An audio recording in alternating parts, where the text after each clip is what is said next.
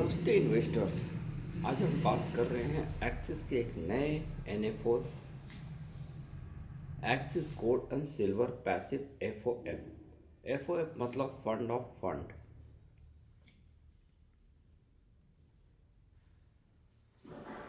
FOF में investors के पैसे को सीधे स्टॉक या बॉन्ड में इन्वेस्ट नहीं किया जाता। इन्वेस्टर्स के पैसे को दूसरे म्यूचुअल फंड में इन्वेस्ट किया जाता है।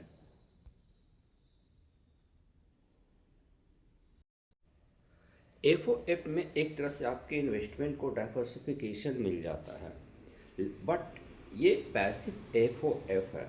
इसका मतलब कि यहाँ पे आपके इन्वेस्टमेंट से कोई स्टॉक या बॉन्ड में निवेश नहीं किया जाएगा, बल्कि गोल्ड या सिल्वर के रिलेटेड ही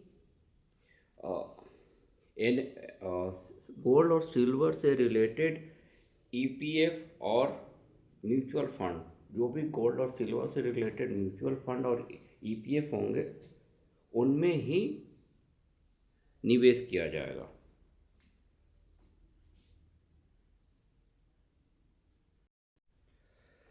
अब हम देखेंगे कि इसमें फंड का एलोकेशन किस तरह से किया जाएगा। मान लो अगर आप 100 रुपये इन्वेस्ट करते हो तो उसे कैसे इन्वेस्ट किया जाएगा इस फंड में। तो इसमें गोल्ड और सिल्वर में मिलाकर 95 रुपये का इन्वेस्टमेंट होगा और बाकी के 5 रुपये आपके मनी मार्केट में जाएंगे। अब गोल्ड और सिल्वर में भी डिवाइड किया गया है कि इसे उसमें कैसे एलोकेट किया जाएगा आपके पैसे को।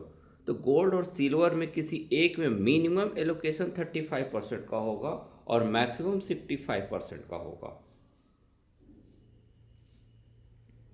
अब गोल्ड और सिल्वर में कितना इन्वेस्ट करना है, ये जो है उस फंड के फंड मैनेजर फंडामेंटल और टेक्निकल एनालिसिस करने के बाद ही डिसाइड करेंगे। ठीक है। तो अगर गोल्ड में 50% का इन्वेस्ट वो करते हैं तो सिल्वर में 45 होगा, और अगर गोल्ड में 60% का होगा तो सिल्वर में 35% होगा, क्योंकि 5% तो आपका मनी मार्केट में जाना है।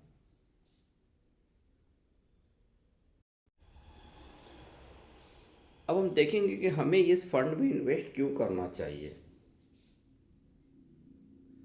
तो कुछ रीज़न जो मुझे लगता है ये है कि एक तो सोना और चांदी महंगाई के खिलाफ सबसे प्रभावी माने जाते हैं।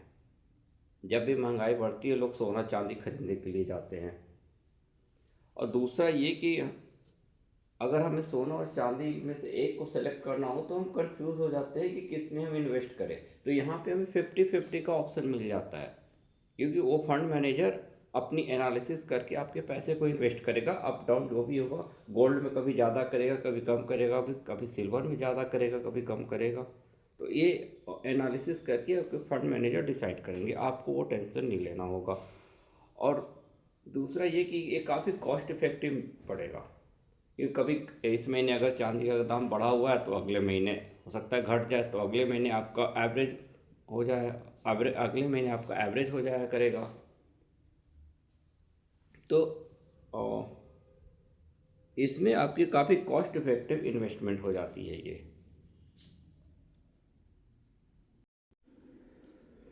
और एक दोस्त सबसे इम्पॉर्टेंट बात यह है कि इस फंड के फंड मैनेजर प्रतीक टिब्रेवाल और आदित्य पगारिया हैं।